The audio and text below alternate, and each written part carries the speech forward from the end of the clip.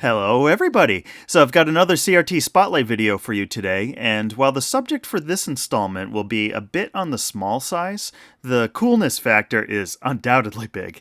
So, this here is my Sony KV-9PT50, or as the CRT community likes to call these things, the Mini Trini.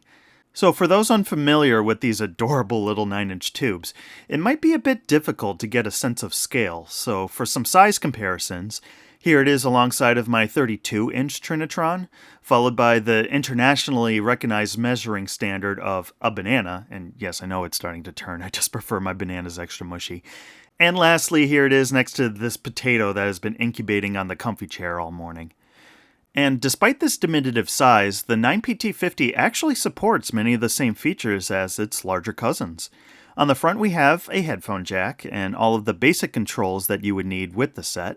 And on the rear we have the expected coaxial RF, along with a single mono composite input. And lastly, we find the lone mono speaker along one of the sides of the TV. Also of note though is this rather unique telephone cord style power cable. This already might clue you in on what the intended purpose of the 9PT50 would be, but this stand here really explains it fully. These 9PT50s were intended to be a sort of space-saver television, to be used in locations such as in the kitchen or garage, or even more aptly inside of a camper or RV. The stand is actually designed to be dual-purposed, with your first option being mounted on the bottom of the TV to act as a pedestal. Inversely, you can also hook the stand into the grab handle on the top of the television, and then by using the screw holes in the base, you can then mount it underneath a cabinet to clear up counter space below it. Unfortunately, though, I am missing part of my stand. There should be an extra piece that is used to fully lock the stand into the television, but sadly mine did not include this part when I had found it. However, I am still able to rest it on top of the stand with pretty good stability, so at least I am able to complete the look. So let's fire it up.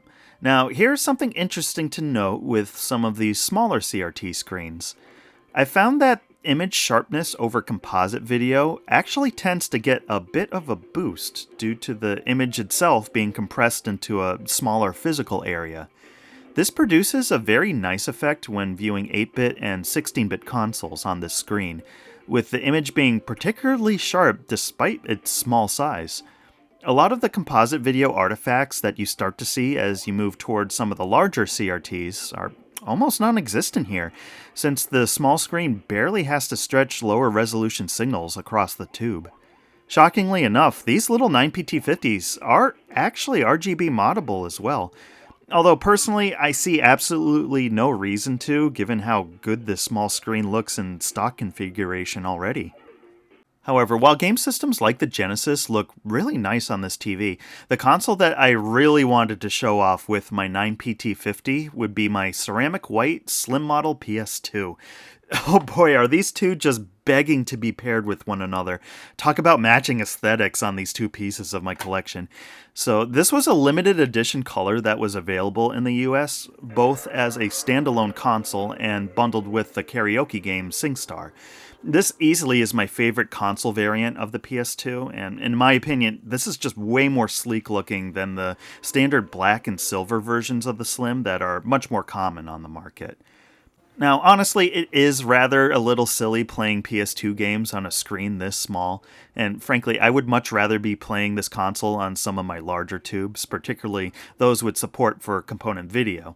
But just for the sake of matching these for this video, this is still a mighty enjoyable setup. Say, if I had a studio apartment where any and all space is at a massive premium, I could have a ton of fun with this little bundle right here. And gameplay still looks fantastic on this screen too. Again, as I've stated before, I wish I could really replicate accurately how CRTs look in person over the video I've taken here, but especially on a screen this small, my camera sensor really tends to create intense moire patterns with interacting with the aperture grill of the CRT. Take my word for it though, this thing looks good. And speaking of looking good, let's boot up every CRT enthusiast's most played game and see what we're working with here. I gotta stop with that joke. So image quality is decent, although the closer you get, you do start to see some signs of aging capacitors. For the most pronounced artifact, take a look at how this scrolling grid begins to warp in the upper right corner as I boost the brightness. I am in fact considering servicing this at some point, however, there is one hurdle that is holding me back on that job. I'm curious if, during the footage I've shown thus far of this TV, if any of you might have picked up on a particular problem my 9PT50 has.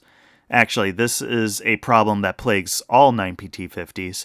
Unfortunately, these are one of the Sony televisions from the 1990s that suffer from brittle plastics. There are a few models of Trinitrons from this era that are notorious for their plastic shells becoming brittle and cracking with age. And sadly, these 9PT50s are one of the models affected by this plague. You might have already noticed these hairline cracks that are forming around the holes for the buttons on the face of the TV, but take a look at the bezel along the top of the CRT. This is bad, and this wasn't even the result of rough handling, nor was it exposure to excessive UV light or heat. This plastic just ends up doing this as it ages, and sadly, this isn't just isolated to my 9PT50. They all will do this at one point or another. And this is the reason why I haven't opened up the television to show you the insides. So this brittle plastic can even affect the screw posts that hold the two halves of the shell together, and so I am not opening this thing if I really don't have to. I certainly don't want to risk stripping or even snapping off any of these screw posts while opening it up. This is why I am hesitant to do a cap job on this TV. Unless it actually suffers a major electronics issue, I think the best course of action is to let sleeping dogs lie on this one. And since I'm discussing the brittle plastic situation here, I think it's time I provide everyone with a bit of a public service announcement regarding these TVs.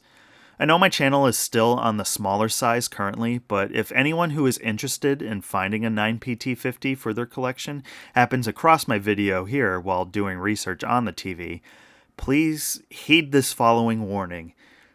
Do not get one of these televisions shipped to you. This plastic will shatter during shipping, and you will almost certainly receive a destroyed television when that package arrives. Usually I try to persuade everyone to just simply not ship CRTs regardless, being that I've seen far too many horror stories of these things being just completely obliterated during shipping, but this fact holds especially true for these particular Trinitrons. I don't care how well the seller secures the TV inside of the box. All it takes is one single package handler at the carrier just tossing or dropping the box while en route to you, and that plastic case will shatter. If mine can develop fractures like these just from sitting around all day, just imagine what one careless delivery driver can do to it. And even if the seller manages to cushion the TV enough to prevent any movement inside of the box, one hard jolt in the wrong direction can put pressure right on these fracture points and cause the shell to just completely crumble apart. I have personally seen many people on CRT forums post about their destroyed 9PT50s after receiving their delivery, and it will happen to you as well if you attempt this. Maybe a few have actually successfully had a 9PT50 shipped to them without taking any damage, but I can assure you that these are the outliers and are not the norm in this situation. This is a gamble that I am very willing to bet against you on. These TVs are so cool looking, but we've lost so many perfectly intact examples to shipping mishaps already. Please do not make it one more by ordering one of these 9PT50s online and having it shipped to you. If you just absolutely have to have one of these TVs, please just wait until one pops up for sale locally enough so that you may be able to go pick it up in person. Save yourself the regret, and again, I just want to repeat this in order to drive that message home. Do not ship these televisions. And on that note, let's wrap this episode up. So, sorry I had to get a little serious there for a moment. I just care about these things, you know. But anyways, I always thank you for joining me on another CRT Spotlight video here on Steve's Assorted Stuff. And alongside these regular spotlight videos, I do also have a couple big projects in the pipeline that I think you will really enjoy, along with some nice little videos as well to feature in between. Stay tuned for more, and until we meet again, have a great day, everybody.